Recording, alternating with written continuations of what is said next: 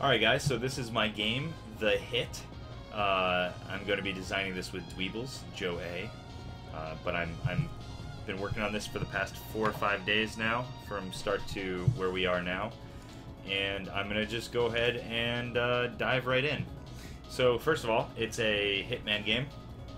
It is anywhere from 2 to 4 players on one board setup. As you can see here, this is just a super temporary board. So 2 to 4 players on these 10 locations, and 4 to 6 players on these 15 locations. We'll go over that more of that later. Let's see. So we'll just go over setup, and I'm just going to read through the rules and try to teach you that way. Hopefully that'll be the best way to go about this. So each player chooses a hitman and takes the hitman's evidence piles and 3 favor tokens. So you're going to put your favor tokens here, you're going to take your evidence cards, you can put them here, and you're going to take your hitman card, which is going to look like this right here, which we'll go over in a bit.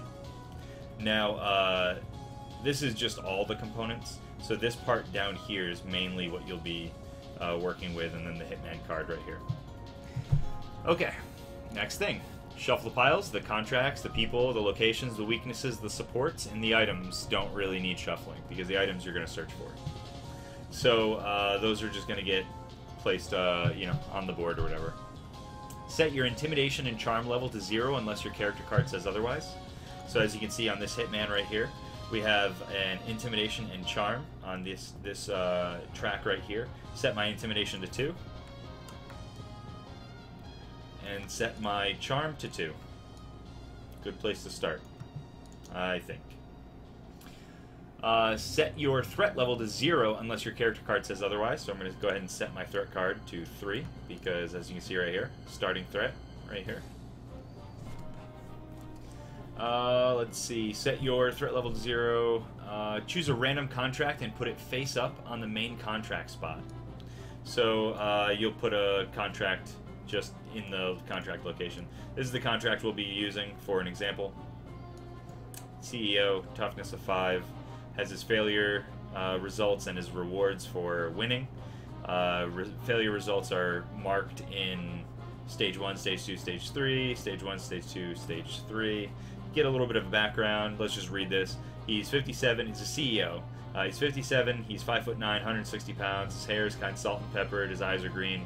And then his bio, little quip here is, you make a lot of enemies when you make your first million before you finish school. You learn to step on anyone, but you never learn to give a shit. Hopefully all that money can stop bullets. So that's kind of the idea. Characters are going to have some sort of little flair to them. Don't know if I'll be swearing, but we'll see. So that would be the contract there. Let's see. Place the top 3 location cards face down next to the contract in stages 1, 2, and 3. So there's going to be a face down location card here, here, and here. This is an example location card right here, this warehouse. And I'll explain the parts of the cards before we actually start going through the turns. Actually, I'll explain it as we go through the turns. You'll see. Okay, so place the top 3 weakness cards face down below the locations on stage 1, 2, and 3. So you're going to have weakness cards right here. Where is it? Right here. So ladies is one person's weakness. If you have a female hireling with power 3 or greater, double it. It's kind of awesome. So you'll have a weakness here, here, and here, all face down. You don't know what those are going to be. Place the top 3 support cards face down below the weaknesses in stage 1, 2, and 3. 1 through 3. So this is an example of a support card. So is this martial arts and bodyguards. So for example, martial arts, use a ranged weapon to negate this card, so that gives a 5 toughness. Or bodyguards, pay $1,000 to negate this card, 5 toughness. So as you can see, the CEO has a 5 toughness, and these are adding 5 to it. So you'll eventually be comparing your power level to the contract's defense level and all of its support items. Okay, so place the top 3. Okay, we did that. Lay out the board. So the board, honestly, is not that big of a deal. You just lay it out. This is going to actually be a really cool, like a perspective shot of a city with some locations on it. Kind of like more of a top-down-ish perspective shot, like some old maps used to be drawn. And there are going to be different spots on that have places that you would put cards. So this is just our playtest one. Place the specific people cards at each location, then shuffle 9 other people cards in that location. Each location has a specific person that must be in the pile and 9 randoms. So, as you can see here, the laboratory needs a chemist. The hospital needs the nurse. If you get into 4 to 6 players, the church needs the choir, the skyrise needs the businessman, etc. So they're all going to have a very specific thing. So you search through, and you grab the character card, and then you just deal 9 other cards, 9 other people cards from the people pile, and you shuffle those together. You don't look at them, and you put them onto that location. Place your character token on the appropriate starting location on the board. I haven't decided what that's going to be yet. I think it might just be everyone gets to choose where you start, or I might have like a starting location be on this. The Hitman card might have its starting location like right here or up here or something. I don't know. We'll see. That one's still up in the air, but it doesn't matter too much. Because it's not like when you move, you can move to any location you want, so it's not like it really matters where you start. Let's see. Place a pile of intel, favor, and money tokens in the appropriate places.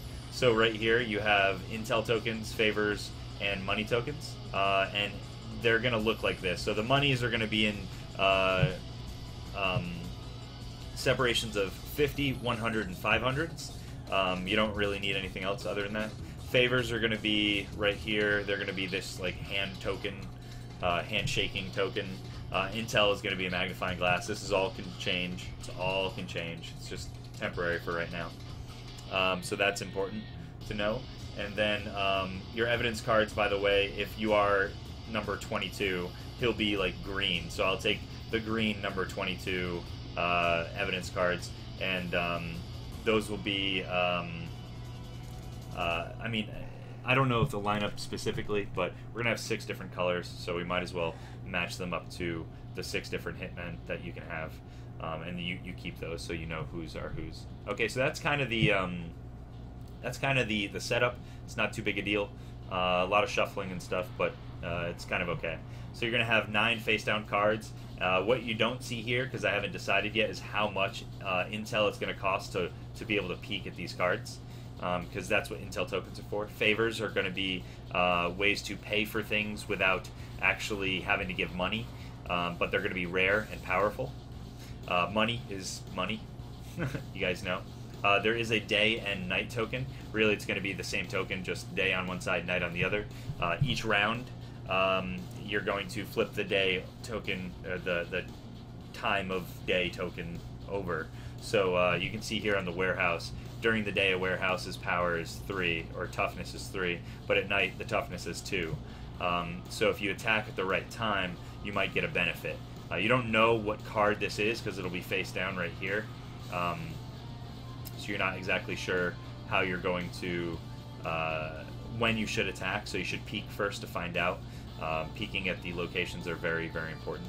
Peeking at stuff like the bodyguards is very important. You're going to pay intel tokens to do that. If you are in stage 1, so essentially what the stages are, you have stage 1 is the attempt 1, stage 2 is attempt 2, stage 3 is attempt 3, really. I should call them attempts, but we'll see how I go about that. So even if no one has attempted stage 1 yet to actually try to make the hit on the contract, then you can still pay for stage 2 to peek at things and stage 3 to peek at things. Stage 1 will cost, 1, 2, and 3. Stage 2 will cost 3, 4, and 5. Stage 3 will cost 7, 8, and 9. I don't know quite yet. We want to balance that out to how fast people can earn intel tokens, and that's going to be based on the people.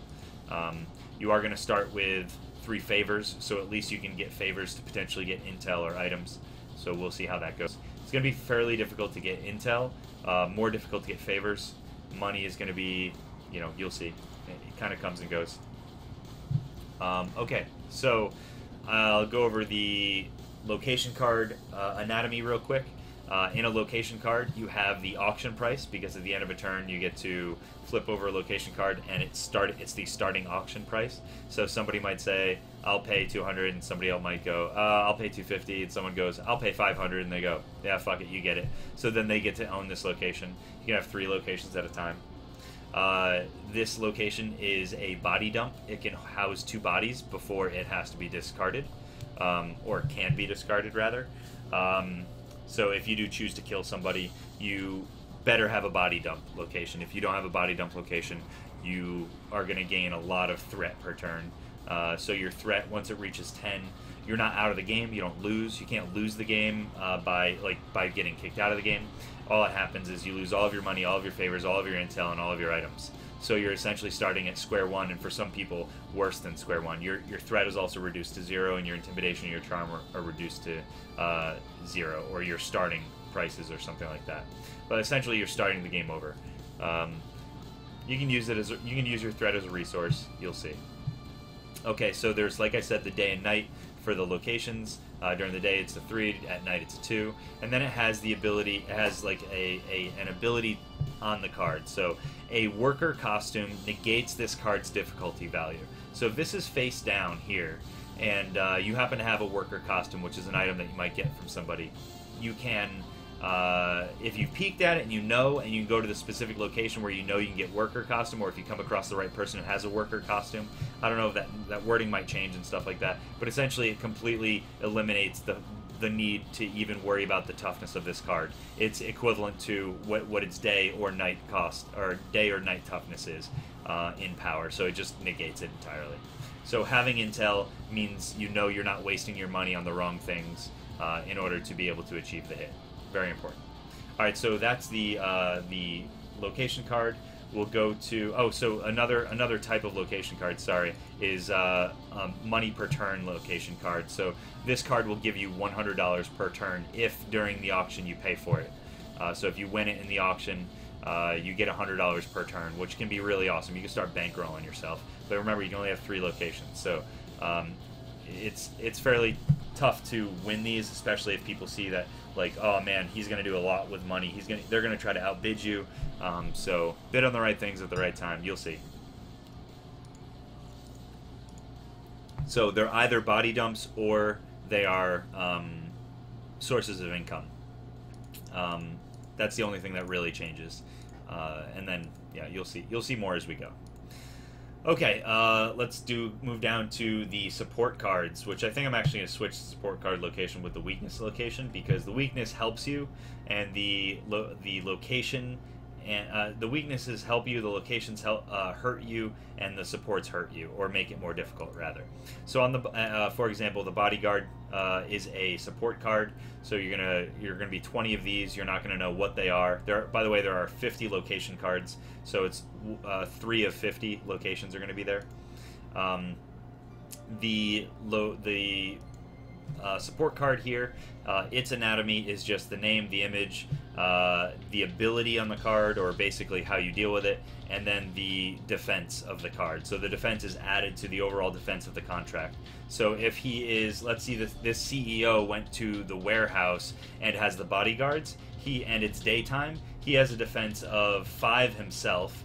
He has a defense of 3 for being in the warehouse, so that's 8, and then he has bodyguards, so that's 8 plus 5 is 13. 14? Yeah, 14, right? No.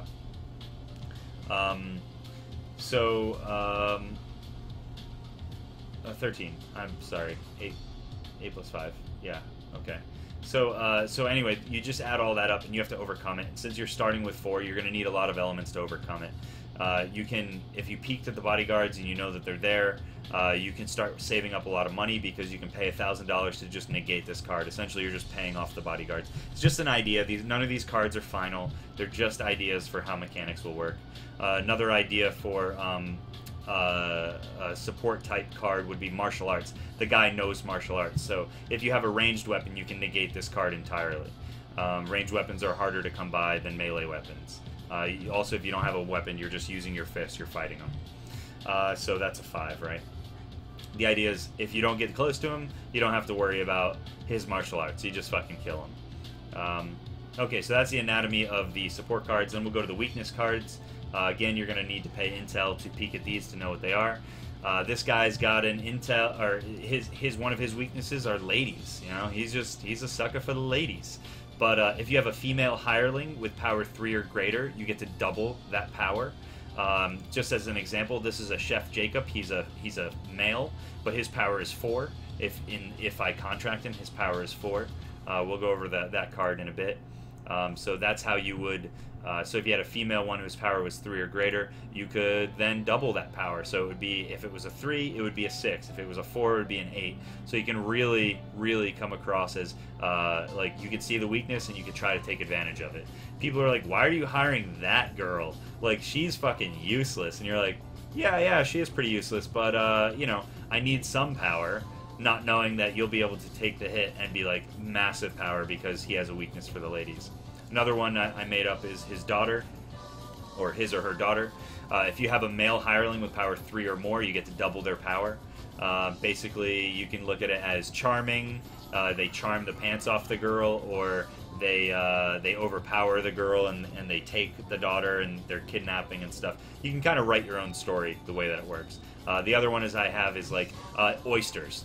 So increases the effectiveness of poison by 5. So if poison is already a 4, it makes poison 5. So that way you might not have to pay off this guy. Increases it by 5. So if it's a 4, it makes it a 9. He really likes oysters. You have poison. You happen to have the poison item. You poison the oysters, and now you're getting a huge bonus to your power. You might even not have to pay off. You might not have to use the ranged weapon, or you might not have to pay off. Although I think I'm going to use poison as a ranged weapon anyway. So it might be like just super easy to kill certain people with that stuff. Okay, if we go over to the item cards. Item cards are things that you can buy off characters. For example, this is a weapon. So you can buy a weapon off some characters. Or you can steal it from them, stuff like that, right? So it's a knife, it's a type weapon, it sells for $100, so if you do have the item and you don't want it anymore, you can sell it. You could also trade it to other players. There's a lot of trading that can happen between your items and your locations that you might purchase, so there's a lot that can happen there. It's going to have a few, like, traits to it. It's melee and it's messy. If it's a weapon card, knives are melee and they're messy. The messy and stuff, that matters. I'll tell you why in a second. But it's got an attack of 5, which is huge. Okay, so here, if I'm going to try to kill this guy, if I do kill him, I get $1,000, and I get the Skyrise location. So I get to search through and grab the Skyrise location. It's mine now.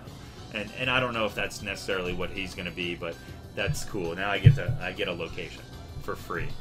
I'm assuming that you're going to go through multiple contracts in a game. One contract, depending on how long it takes, you could do like a 5-contract game or 2-contract game. Each contract will take a different amount of time based on how many players and stuff like that. We haven't play tested, obviously, because the game is still in early stage, so you don't know what it's going to be yet. But for example, if you fail, so if you fail this first location, if you fail your first attempt, then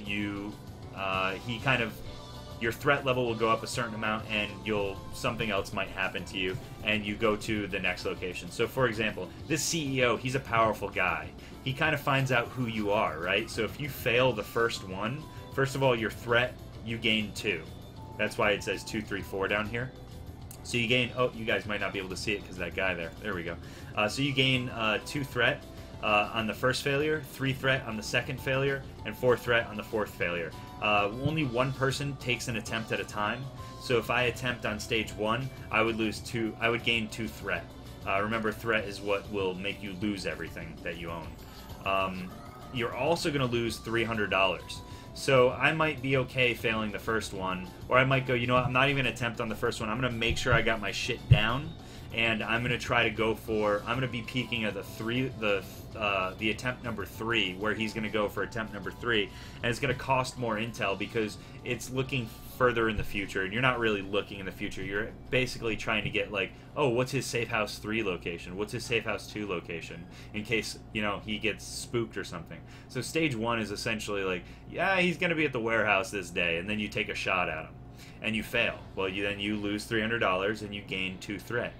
then we move on, and somebody else might take a shot at him on the second stage. And if they do, they lose $400 and they gain 3 threat, and it gets worse and worse. If you do get to the welcome back, Daniel Jack. It rhymes.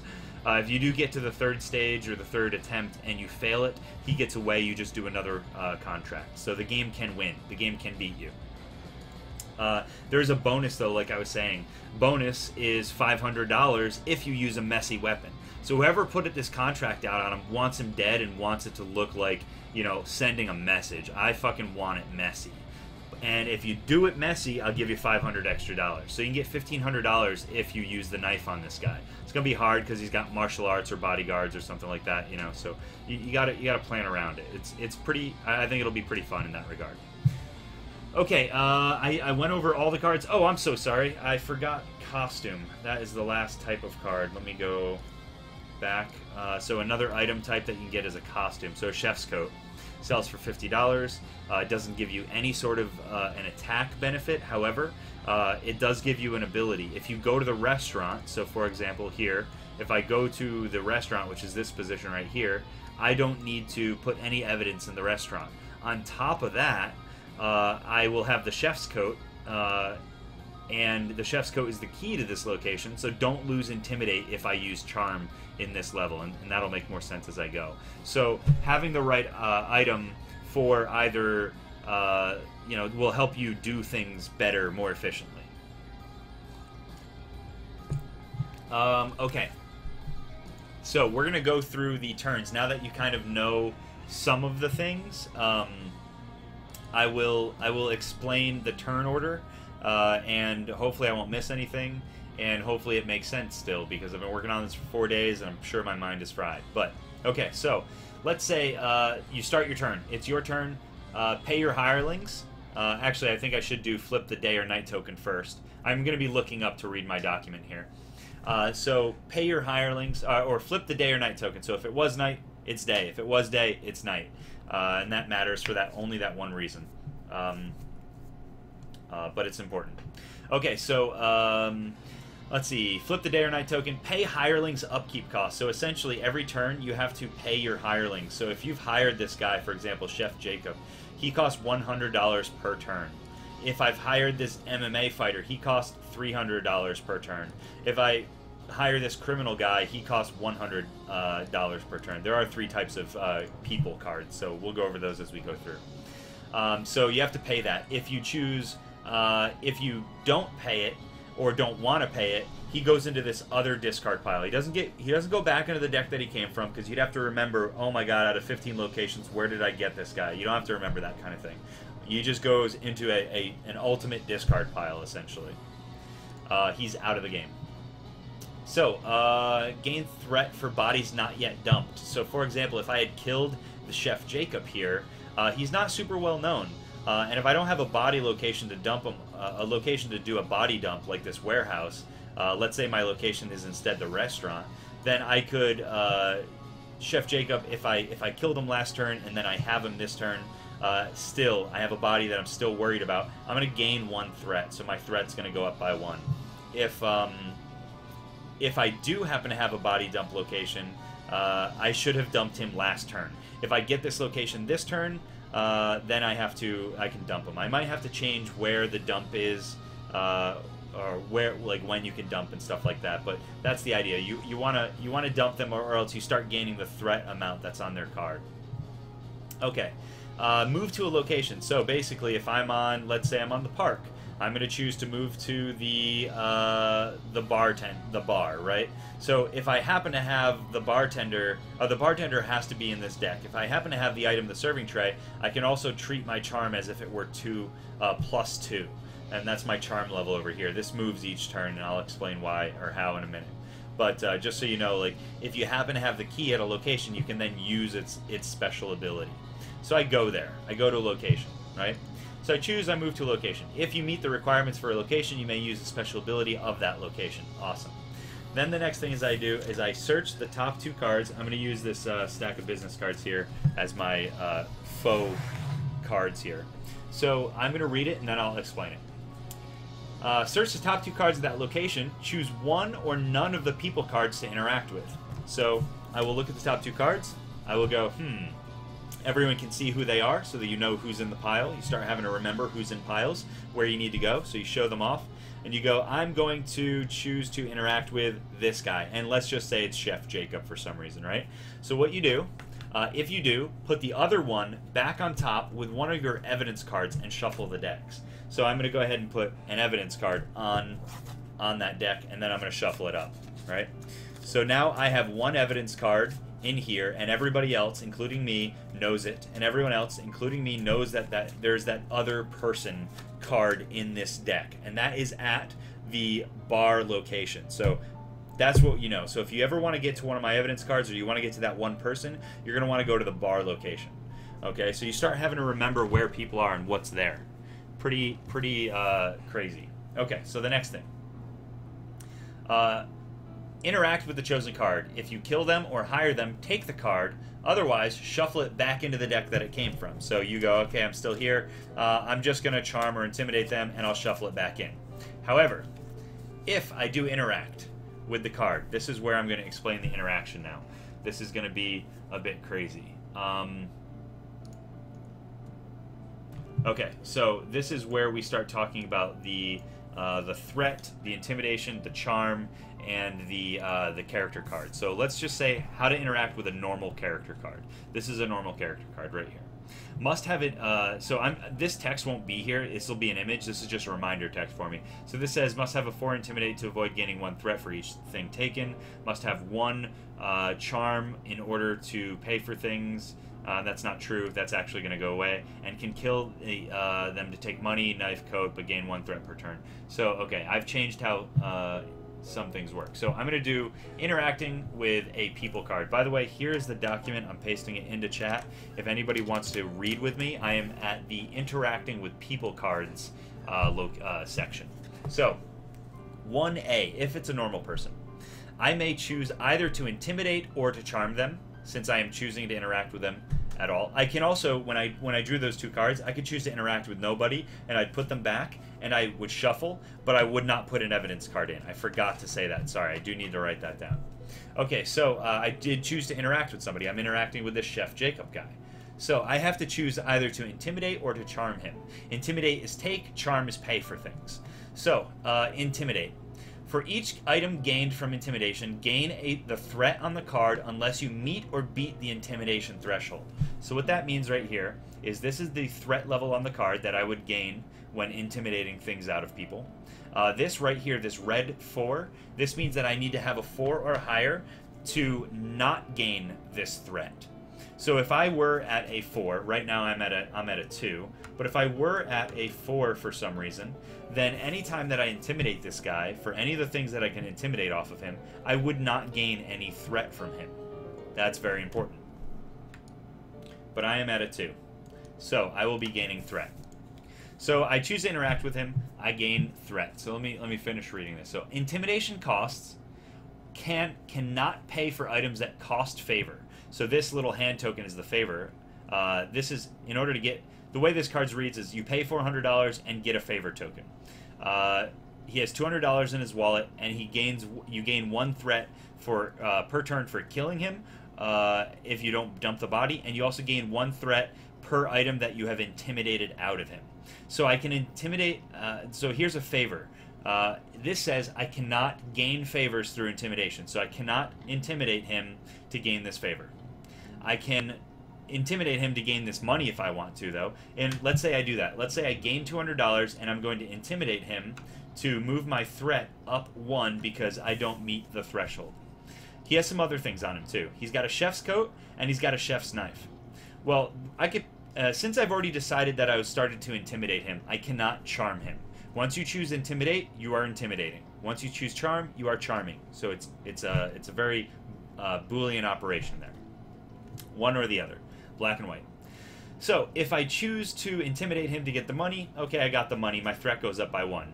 If I'm going to press my luck and I'm just going to use my threat, I'm going to gain a shit ton of threat on this guy. It's okay, I don't care. I'm going to gain a threat on him by taking his chef's coat. So now I have his chef's coat and my threat goes up by another 1. This is getting a little dangerous. I'm halfway to losing everything that I have. So balancing out your threat is going to be very, very important. How much do you want to threat? How much do you want to intimidate? How much do you want to charm? Threat will gain intimidation will gain threat. Charm will not, which is good, but it costs things. So because this chef's knife costs a favor token, I can't use intimidate. Intimidate is like I'm going to be a bad guy. Charm is I'm going to be a suave good guy. So that's very important. So this that means that I couldn't get the chef's knife out of him if I chose to intimidate him. Also, if I've chosen to intimidate him, I cannot hire him now. It's very important. You've made an enemy. You've made him scared. He will not work for you. If you intimidate, move your intimidation counter up 1 after you're done with the card. So that's actually for each item. So I'm going to delete that. That is an old rule. Ignore that. Basically, your intimidation goes up for each... oh, no, wait. No, I don't delete that. I'm sorry. There's a difference. For each item gained from intimidation, gain threat on the card. But if I used intimidate, move my intimidation counter up 1 when I'm done with the card. So, okay, I'm done with the card. I intimidated him. I'm just going to shuffle him back in. And then my intimidation value would go up. So now I'm at a 3. So now the next time that I come up to a bad guy, or next time I come up to a people card, if his intimidation threshold is a 3, then I'm good. So having high intimidation is good because you'll eventually avoid having to earn threat, which is good. However, let's say I choose to charm this guy. I'm back at a 2. Alright, let's say I choose to charm this guy. I have the option of choosing to charm him. For $400, I can get a favor token. Well, my starting money on my guy was $500. Okay, I need a favor token. Oh wait, I started with 4 favor tokens. Fuck that, I don't need a favor token. Favor tokens are strong, but I don't need that. Right? So you know what? I'm not going to charm him and pay $400 of my $500, my starting money, to interact with him. I don't need to do that. However, but I can't charm him out of his own money. So, in other words, when you intimidate, you don't do anything with favors. You can't get favors, and you can't get things that cost favors. When you charm, you can't gain money from them. So it's very important that you know the difference there. So I can't charm him out of these $200. It's just not going to work.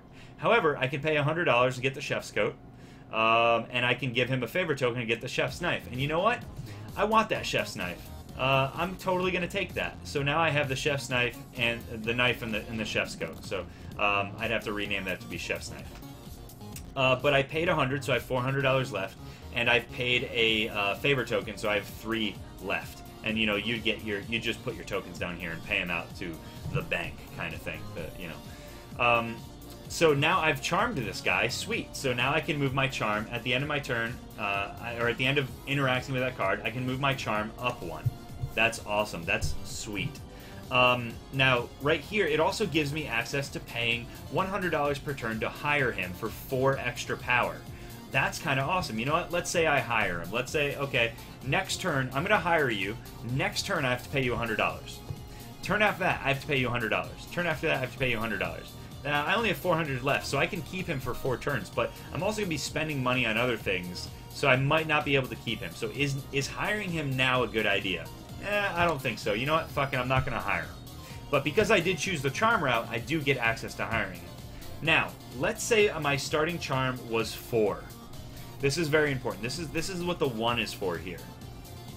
For every 1 that your charm is above their charm threshold, you pay $100 less. And I might make it $50 less. I don't know yet, but I think it's going to be one of those two. So in other words, if I'm at a 4, 4 minus 1 is 3. So $300 less to interact to pay for him. So basically, I've got persuasion. I've got a bartering skill essentially. So if I were at 4, this would cost $300 less. I could give him $100 and get a favor token. That's pretty damn reasonable since I moved my charm up so high. Also, for the chef's coat, I could get it for free. $300 less. I could just basically talk him right out of his chef's coat. That's kind of awesome. I might make it so that you can't reduce below $50. I might make it so that everything is, instead of $100 per one over the threshold, it's $50 per over the threshold, which I would still get the chef's coat for free, but it's all going to come through playtesting, and I'll decide how that interaction is. But essentially, that's how that would work. Okay, so let's say, you know, I did one of those things, blah, blah, blah, blah. Let's just reset to 2 just so I can keep going here. Okay, so that's one type of person. Let's go to a different type of person. Let's go to what's called a troublemaker person, and you'll notice what changes. The thing that changed is this icon here. He has a defense of 6. So let's say I pull this guy, and I have to beat his 6 in order to even interact with him. Basically, he's just this brute. He's an asshole. And in order to interact with this guy, I need to show him that I'm better than him, right? In order to do that, I need to have a 6 or higher. I have to meet or beat. In this case, I only have a 4. But let's say I did have, like, the chef's knife or something like that, right? That's a 4 plus 5. I have a 9. I can interact with this guy. Sweet. Lucky for me, I had that knife. I'm going to interact with this guy, and I have to then choose, again, charm or intimidation. Very important. So it's the same exact method that I talked about before, except if I intimidate him out of his $400, my threat goes up by 2. If I do kill him and I have him and I don't body dump him, my threat goes up by 2 at the beginning of the turn. So some people are more important, and police are going to look for them a lot more. This guy's an MMA fighter. People know about him. A lot of people know about him. Not as many people know about the chef. They don't really fucking care as much, so it's only 1 per turn. But this guy, Darius, he is serious. So it takes 2 now. 2 threat to intimidate him once. Because he's not as scared of you, so he'll go to the police. You know, he's just gonna. There's no threshold to where you won't get threat from him. He will go talk to the police. If you do kill him, you will gain threat from him. However, if I do intimidate him, I don't have access to this favor token. I don't have access to his ability, and I don't have access to hiring him. So let's say I charm him instead. If I charm him, I don't have access to his money, but I can pay $500 to get a favor. Now, notice there is no charm level here to be able to reduce the cost of this. So I might be reducing this because you did pass some sort of judgment here in order to make this cheaper. So I should probably make this cheaper, but we'll go over that another time. I can also pay him a favor, since I'm choosing the charm route, to force someone to discard one of their hirelings. So if somebody does have a hireling, basically I strong-arm them. I hire this guy in a way. I say, do me a favor, buddy, and you pay him a favor token. I'll do you a favor if you go make him not work for that guy anymore. So this guy's got an ability to help me fuck with other players, which is kind of cool. Then the warehouse, sorry, not the warehouse. Then I can pay $300 a turn for him in order to get 7 extra damage every turn. That's huge. That's massive. So I might make that even 8 for $300 per turn. I still have to figure out the ratio there, right? Okay, so the next thing is there's another type of person you can interact with. They're criminals. Now, criminals care about your threat level. If your threat level is this or less, so if it's 5 or less in this case, he will interact with me. The idea being that if my threat level is a 6 or higher than this right here, he goes, nah, I don't want to fuck with you. The police know way too much. They're looking for you. I'm not going to deal with you. I don't want to deal with you. So that's how criminals act. Like they don't deal with people when they're being looked for by the police. They kind of ignore those people, right? So let's say I am a 5 or lower, which I am. Sweet, I get to interact with this guy. Again, I have to choose to charm or intimidate this guy. Those are my only options.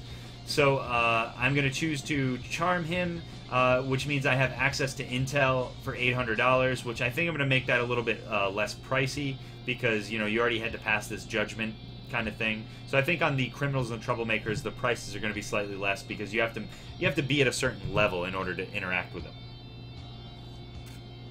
The normal people you can just interact with no matter what. Okay, so again, I can charm him out of intel. I can give him a favor to reduce my threat by 4. That is fucking huge. Maybe I really do want to charm this guy. However, he's carrying $600. $600. If I threaten him, I can get $600, and my threat goes up by 5. Is that worth it? I don't think so. However, with this particular card, I designed it so that maybe I charm the pants off this guy. I want to get intel. Alright, so I pay $800 for intel. Then I give him a favor and I reduce my threat by 4. Now it's down to 1. And then I choose to not hire him, right? I mean, even though I've charmed him, I could choose to hire him for $100 per turn for an extra 2, power or whatever. However, this brings us to the next thing, killing. Regardless of intimidating or charming somebody, you still have the option to kill them. If you kill them, you have access to certain things. So let me read this. You may choose to kill, which means take the body, so they don't get shuffled back in, like when you just intimidate or charm. If you hire or kill them, you take the card, but under different circumstances, obviously. Hiring, he just sticks around and he gives you good things, but you have to pay money. If you kill him, he sticks around, he doesn't do shit, and you're going to get threat, the threat that's on the card, every turn until you dump the body, which means you need to find a location or buy a location. Okay, so you may kill them even if you have or haven't intimidated or charmed them. So it's up to you what you want to do. So, actually, I should say have. Yep, I should say have. Sorry, I had to fix that real quick. So you may kill them even if you have intimidated or charmed them. Take the card, do not put it back in the deck. If you have no location to dump the body at the beginning of your turn, gain the threat on the card each turn until it is dumped or until you hit 10. If you gain 10 threat, it will be discarded, not to the pile it came from. It'll just be that ultimate discard that I was talking about before. So you may take money and items from the corpse, but not locations, favors, or intel. So in other words, I can't get this intel if I kill him, but I can take this money. So I could charm the shit out of him first, right? I could charm him and pay for the intel and charm him and pay a favor to him to reduce my threat by 4, and then I could choose to fucking kill him. I slit his throat, I kill him, whatever, even with my bare hands, doesn't matter. Now I take the $600. So that means that this intel that cost $800 now only costs me $200. But I have the body now, and this body is going to be looked for next turn. People know that this guy is missing because he's well connected. So I'm going to take 5 threat. Even though I reduced my threat by 5 before, so I'm down to like 1, I'm going to take 5 threat next turn unless I have a place to dump this guy. And then, let's say I take it 1 turn, and then we flip over a location and it's a dump. It's a body dump location. I fucking pay all my money just to get this body dump location so that I can then dump his body and not take 5. So it's a balance right there. It's kind of a balance on how you're going to deal with that, right? Okay, so that's interacting with cards. And then here's the other thing. You may also hire them as long as you haven't killed or intimidated them. Very important. Your charm level must meet or beat their charm. So in other words, this guy's charm level here, if he does have a charm level for a 1, if they have a charm level, sorry, let me see here. I should write that. If they have a charm threshold, your charm level must meet or beat their charm threshold in order to hire them. If they don't, because it's a criminal or a bodyguard, you've already, I'm sorry, a criminal or a troublemaker, you've already beaten this here, so you have access to hiring them. And I should write that real quick. If they are a troublemaker or criminal, you just have to have beaten their threshold. There you go. Their interaction threshold. We'll put that. Interaction threshold. There you go. So this adds them to your hand, which is good. So, you know, you've hired them. The cost must be paid each turn and is not reduced by your charm. If you can't or don't pay the cost, they are discarded, but they aren't put back in the pile they come from. They're just ultimately discarded. So there you go. That was just interacting with the different types of people cards that you have there. So let's see. Remember, that was from drawing 2 cards, looking at one, or looking at them, showing everybody, and going, I'm going to interact with this guy, putting that in, and putting your evidence card in, and shuffling that up. Now, we're going to go back to evidence cards, because that's really important. So, let's say when I draw 2 cards, I come across, let's say 1 is an evidence card. Both could be evidence cards. If you do draw evidence cards, this is how you interact with them. So, if one of these evidence cards is from another player, either turn it in to increase their threat level by whatever the card says. I think it's going to be 1 or 2, right? So you increase their threat level by 1 by just turning it in. But you've come across some evidence of another player. Now, you could turn it in to the police and have their threat go up, or you can extort them. Or they can bribe you.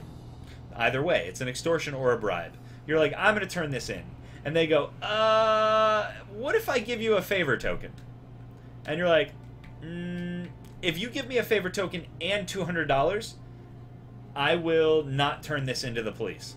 And he goes, okay, I'll give you a favor token and $200. So he gives you the favor token and $200, and you give the card to him, and his threat level doesn't go up. However, you can just go, I want your hireling, and he goes, nah, I'm not giving up my hireling, and you're like, fine, turning it in, and you turn it in, which is essentially you give it back to him to put into his evidence pile that he starts the game with, but his threat level will go up by X amount. So that's very important. By the way, if you're looking to read the rules as I'm talking about them, here you go. Go ahead and click on that link. Okay, so let's see. This is important. Okay, if the evidence is yours, you may take it without a negative effect. So if you come across your own evidence because you've gone back to a location. So remember, we went from the retirement home to the bar. We went to the bar. We put in some one of our evidence cards there, and we shuffled it up, right? So it could be the next card on top because you shuffled. Then I go to the town hall and I put in an evidence card there, and then I go, you know what? I'm going to go back to the bar. So you go back to the bar, you look at 2 cards, and you are trying to find your own evidence card to take it out. But let's say you don't find it and you choose to interact. Now there are 2 of your evidence cards in that pile. Some other player might want to go to the bar because they've noticed you've gone to the bar a lot, and they're going to try to extort you or just raise your threat level by finding your evidence. So it's very important that you manage your evidence as you're going through each of your locations. But if you find your own evidence, you can just take it back. It's like, oh shit, I can't believe I left this here, and then you take it back. Okay. Next part here is, okay, so you may pay intel at any time during your turn, so intel tokens that you've gathered. For example, if I pay for intel from this guy, from Jimmy Two Shoes, I have an intel token. You may pay intel at any time during your turn to peek at any of the face-down cards in the contract section if you have enough intel. If you do, something happens. So basically, like I was saying before, these are all face-down. You don't know what they are. But you can pay during your turn. Let's say I pay 2 intel to peek at the support for stage 1, for attempt 1. And I see that it's martial arts. Oh god, he knows martial arts. Well, now I know, and I'm going to put a peak token, which is this little eye here, on top of that spot. Meaning, and the peak token is going to be, that, like colored towards your player. So they're going to be 6 times 9, 54 peak tokens, but they're all going to be separated by color per player. So I'm going to put a blue peak token onto this guy because my evidence cards are blue and my character says that I'm the blue guy, right? So you put your peak token down there, and that means that you can peek at it whenever you want because you've already paid the peak cost. You've already paid the intel. So in case you forget, you're like, oh crap, what was that? Because you might pay for things way over here and put a peak token on it, and you can peek at that anytime. And you might forget what it is because you're dealing with stage 1 and stage 2 still, and you haven't even hit stage 3, right? Very important that you have the peak tokens. They just remind you that you've looked at it before. Okay. So you put a peek token on it. Now, if you are the first person to peek, actually, it really doesn't matter. If you are any person to peek at all, right? Let's say I peek at the location and it happens to be the warehouse. I look at that and I go, okay, now I know that's the warehouse. I have to fucking remember that. I put a peek token on there. But I also take the next top location card from the pile and I put it in there and I shuffle those 2 up and I put it back down on that stage 1 location. Now, I'm basically leaving. Since I found out the truth, I can leave what's called false information. These cards are false information. So I put that card there, and I know that it's a warehouse, but I don't know what that second location is. I can choose to peek again at any time, so I look and I go, okay, all right, I know what that location is. So now you know what the second location is, and you know what other people are going to be going for. So you can start leading people in the wrong direction by, first of all, if they pay the intel tokens to look at that face down card, they may look at the warehouse and, let's say, the restaurant. And they're looking at the warehouse and the restaurant, and they're thinking, shit, it's one of these. It's one of these. Only the first player knows. I haven't quite figured out a way on how to make sure that I don't cheat as the first player. Because I get to know that your warehouse, the restaurant is the other one put in. So let's say I do come across a restaurant guy and I get the knife, or something like that, or I get I get the chef's coat, which negates it, right? So that means that I basically have I'm twice as likely to be able to complete the first hit. And I might do that. I might not. But the thing is, when it flips over for you, no, that seems bad. When it flips over for you, you know of two locations. I have to, when someone performs a hit, I have to tell you which location it is. The problem is, I know what items you have, so I could lie. It could have been the warehouse to begin with, and it's actually the restaurant, and I noticed that you had the chef's coat, so I could lie and say it's, I'm sorry, you have the worker's outfit. I could lie and say that it's the restaurant, and now you can't beat it.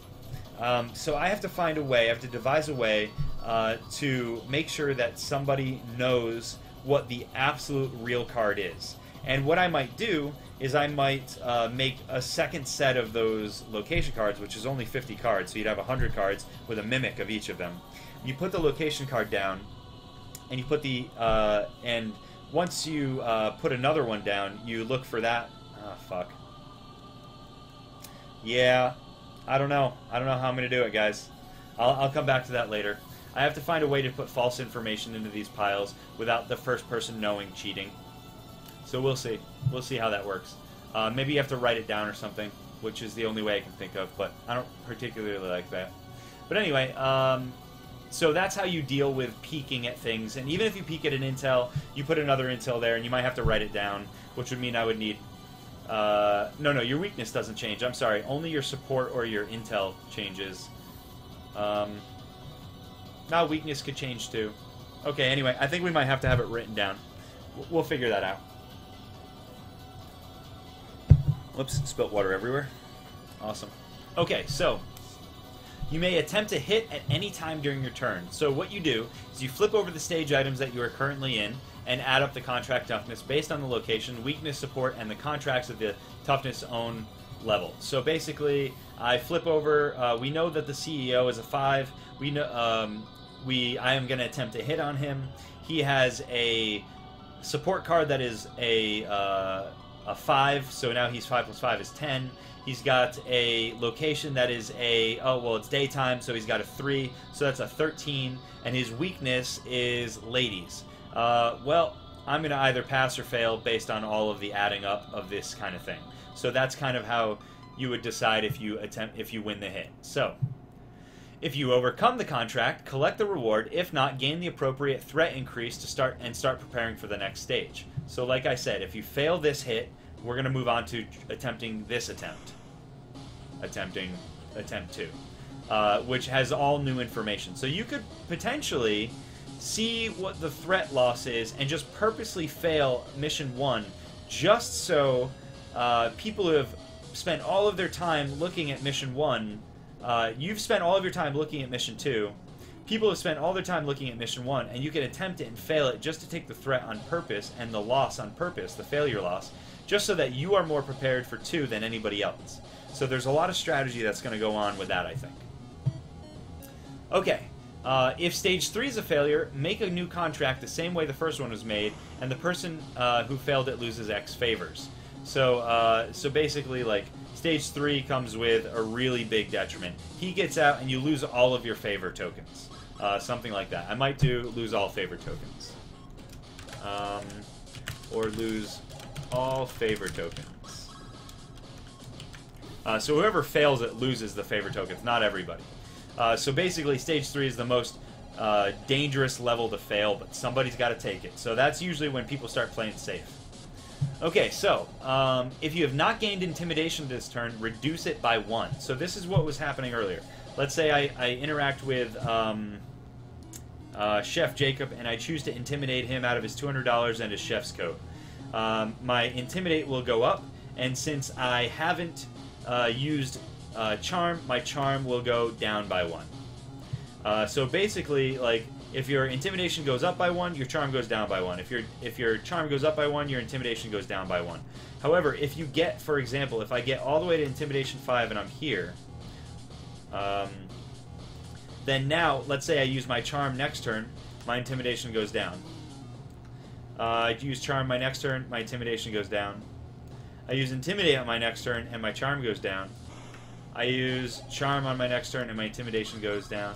So it kind of bounces back and forth. But the thing is, like, if we both started it at 2, right? Both of these started at 2. If I use my intimidation, my charm goes down. If I use my charm, my intimidation goes down. Use my charm, intimidation goes down. Use my charm, intimidation goes down. If I use my charm again, intimidation can't go down any further, so now I'm 5 apart. So sometimes you want to keep them within a certain range. Sometimes you don't want to max them out, because if you max them out, then they will remain the maximum distance away. However, if you choose to not interact with any card on that turn, then you lose your intimidation and you lose charm. So they both kind of start coming back towards the center. So that's why I have this at the end, and that's why I have it. It's not just like if you gain intimidation, gain charm. If you lose charm. If you gain charm, lose intimidation. It's more like if you haven't gained charm this turn, then lose it. So basically, it's kind of like a practice feature. You have to practice to maintain a high level of charm. You have to practice to maintain a high level of intimidation. Otherwise, you kind of forget how to do it, kind of thing. That's kind of the idea. You're either in practice and you're really good at being a charming guy, but you suck at being intimidating, etc. So it kind of goes back and forth. Okay, same thing. If you have, if your threat level raises to 10, you are caught and lose everything. You have your intimidation, charm. If you have, sorry, I deleted the word if. If you have, and your intimidation, charm, if you have, comma, period. Your intimidation charm resets to 0. Evidence cards remain in the piles that they are in. So you lose, basically, if you get your threat level to 10, you lose your money, your favors, your intel, and your items, and your intimidation and your charm go back down to 0. And unless your card says otherwise, you might have a special ability. And so, for example, the Hitman hacker doesn't lose money if threat reaches 10. So he can go all the way to 10. He'll lose his favors, his intel, and his items, but he won't lose his money because he's got offshore bank accounts and stuff like that. Yeah. Good night, Posey. Thanks for hanging out. And he also has the hidden identity. Criminals see your threat level as 2 less. So if I was interacting with the criminal, instead of it being a 5, I would have to have a if my threat was at 6, but I needed to be a 5 or less, then he would see me as a 4 because of this special ability. Kind of cool. And it's not hidden identity. It's kind of like you know a guy who knows a guy, kind of thing. Okay, so at the end of the level, or at the end of a turn, at the end of a round. Sorry. End of round. I will have to take this and put this here. Alright, end of a round. Let me go here. Okay, so, sorry, discard down to 3 locations and play passes to the left. But at the end of a round, flip a location card, and the auction begins with the first player for the card's price.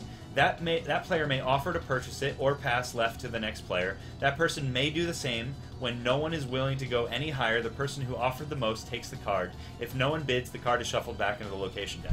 So you take the top card off, you look at its starting bid price, and it's 200. I'm first player. I go, I will bid 300. The next person goes, oh, you really want this? You're willing to go higher than the base cost for it. I will bid 350. And you go, it's cool. I didn't actually want it that much. I just wanted you to pay $350. And so you can bait people into spending their money. And that is the game. That is exactly the game. So thank you so much for listening to the entirety of the game. That's how everything in the game works. First person to win, kill 1 or 2 or 3 contracts or something like that wins the game.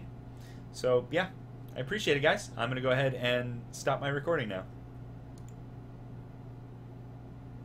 Perfect. Hopefully that saves. Not sure if it will, but I hope that saves. Anyway, so that's the entirety of the game. It took me like fucking 45 minutes to explain, didn't it? Jesus Christ. That being said, I'm going to go back and I'm going to start thinking about the false information thing.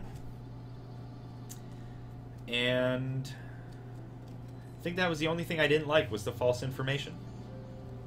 An hour? It took an hour? That's okay, man. That's how you do it. You go over the entirety of the game. That's how you do it.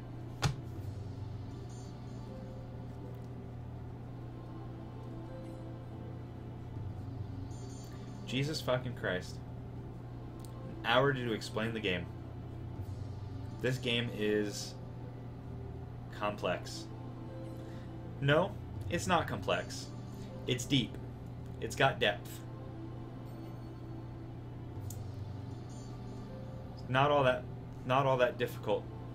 It's just got depth. I will say that the intimidation charm system might be complex. Not hard once you understand it, but complex to explain it first.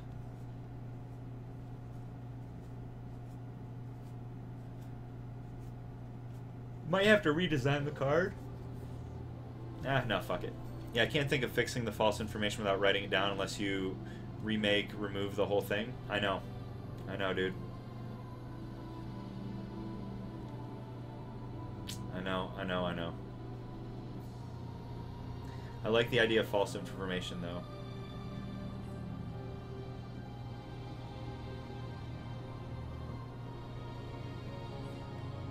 I think it's got to be write it down. You know, this game is complex enough now that I think a dry erase board would be something that I would be willing to add to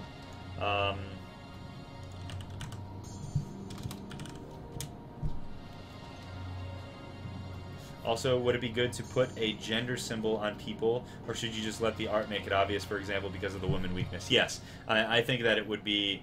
I mean, I might put it next to the name, male, female, or you just do the art. I mean, people aren't stupid. Just make the art obvious. Won't make it as not obvious. The art should leave no question, is what I'm saying.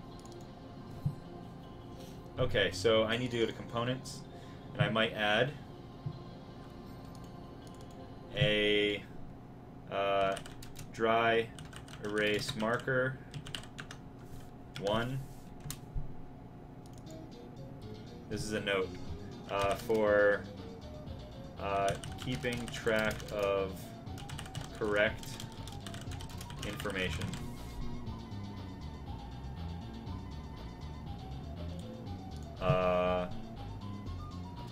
After using Intel.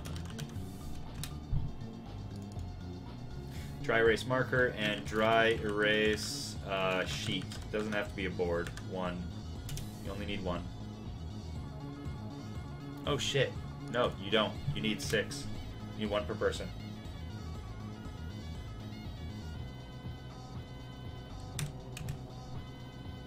Yep. If you were to sell the game, you should include a notepad so people can write down notes for their peaked information. Then you'll also have paper and pen for the correct information too. Well, no, nice guy. You can actually, on the locations, or once you have the peak tokens, right? So if it's blue or green or red or whoever you are, let's say I'm blue, I peek at this. I put a peek token next to it, which means I can look at that whenever I want. I've peeked at that. I've already paid the intel, so I can look at it whenever I want to remember. That way you don't have to include things that are disposable.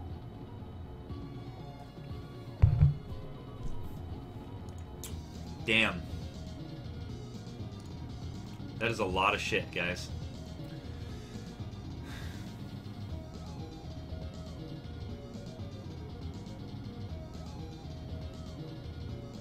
I feel really good, though. I actually feel a little dizzy. I talked for a long time. I'd rather do just the dry erase sheet. Because you have to prove it. You have to prove that that is... Like when you flip the...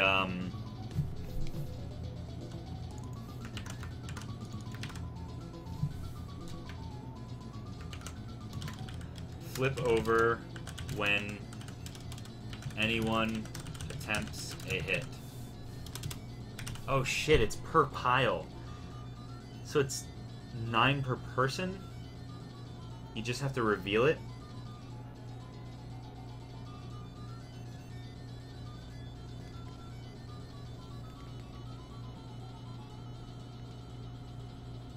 Yeah, you can look at the false information too. So that way, like if you plant false information, you can choose to go. Let's say the actual one is a warehouse, but you know that the restaurant's in there too. You can choose to go to the restaurant a bunch to make people think that you're trying to get something from the restaurant. So then they all go to the restaurant and they don't get the correct thing.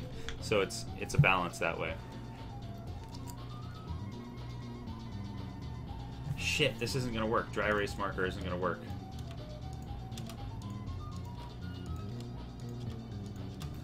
We're gonna have to request that they write it down. Every player would have a 9-page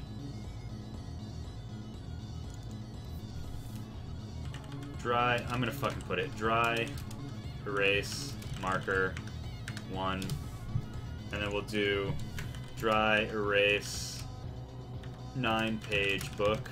We need 6. The reason why is because if I peek at all of them before anybody else, I could have up to 9 things written down. Because it works for all of them. The only thing I didn't say in the video was the change of plans card, but that's okay. So basically, let's say I peek at this one right here. It's the warehouse. I put the restaurant in. I write down, well, before I do, I write down warehouse. I put the restaurant in, and that's on page 1, right? And I don't have to show that to anybody, so it's a flip book. It flips over, you know, like flips around to the back kind of thing. And so then, like, oh, okay, I decide that I'm going to peek at weakness in stage 2. So I go to weakness in stage 2, and I flip all those over, and I write what the weakness is in stage 2, and then I close my book. And then I put another card under. Yep, it's going to have to be.